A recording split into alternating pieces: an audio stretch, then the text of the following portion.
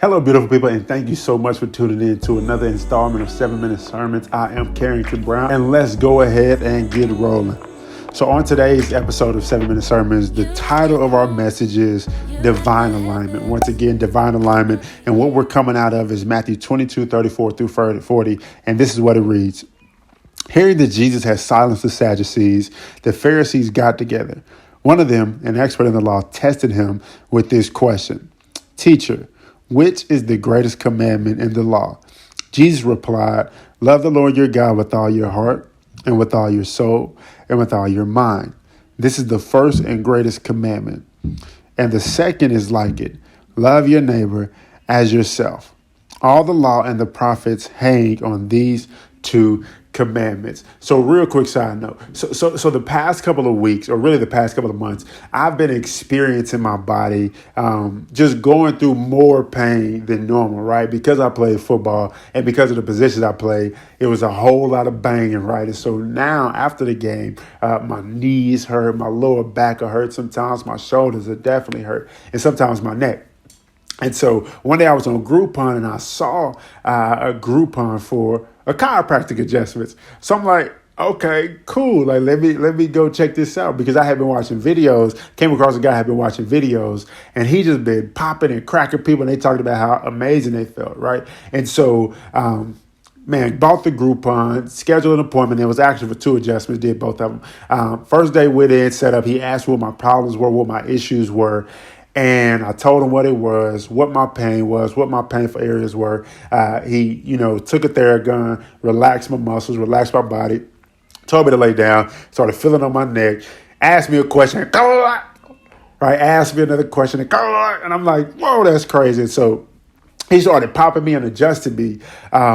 And I started walking around and just seeing what the difference is. And I'm like, y'all feel so much better. And he was just started talking about how, because of this was out of alignment. Because of this was out of alignment. So when we did this pop, this pushed that back in place. When we did this pop, it pushed that back in place. And so my body began to feel better as I went to the chiropractor, because he was putting my body and my spine in alignment. And so for a lot of us, what our challenging issue is that we're not in alignment. And because we're not in full alignment, we're not able to work properly, right? As the body of Christ, we're not able to work properly because we're not in alignment. And so one of the areas that we're not in alignment is just our priorities as it pertains to not things, but people, right? We're out of touch or focus as it pertains to what are my top priorities? What do I need to be prioritizing? What matters the most? And so in this verses of Matthew 22:34 through 40,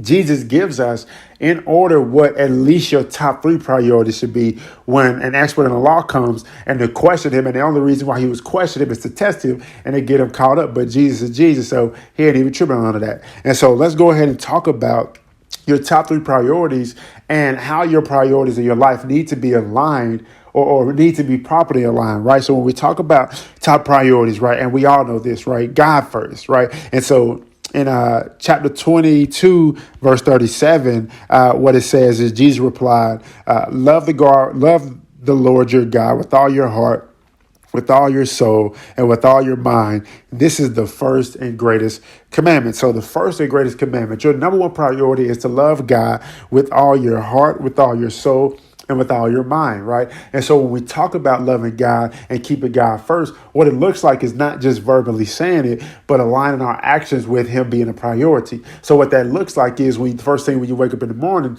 is spending time with God. What it looks like is spending time in your word, spending time in prayer, listening to praise and worship music, and just and filling yourself with characteristics, qualities, music, and just things that you can expose yourself to that align with God being first, right? And understand that he's deserving of being first because of the sacrifice that he made for you. So in our lives as men and women of God, when we say yes to Jesus Christ, we also said yes to putting God first and having God be first in our life and being in pursuit of him and prioritizing him and showing us him not through just our verbal, but through our actual actions that he is number one in our life, right?